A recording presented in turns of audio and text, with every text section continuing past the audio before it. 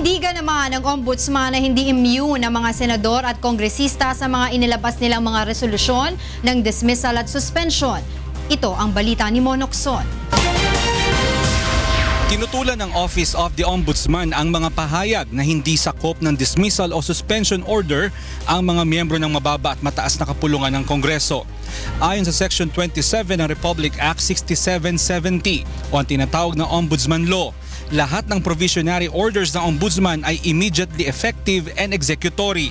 Nakasaad rin sa Rule 3, Section 7 ng Ombudsman's Anti-Graft Rules of Procedures na bagamat ang mga desisyon ay maaaring iapila, hindi dapat mapigilan ang implementasyon ng anumang kautusan.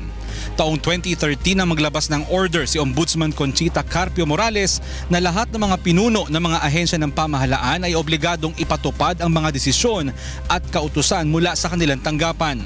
Ayon kay Ombudsman Morales, mapapatawan ng administrative disciplinary action ang sinumang opisyal na tatangging ipatupad ang direktiba. Hindi rin naniniwala ang Ombudsman na magdudulot ng constitutional crisis kung ipipilit nila ang dismissal ni Senator Jovel Villanueva. Kung nais ipilit ng Senado ang kanilang stand na hindi sila nasasakop ng dismissal order mula sa Ombudsman, ang Korte Suprema ang nararapat na magdesisyon kung sakaling mayroon mang conflict sa pinaiiral na batas. Mon Hokson, UNTV News and Rescue, Office of the Ombudsman.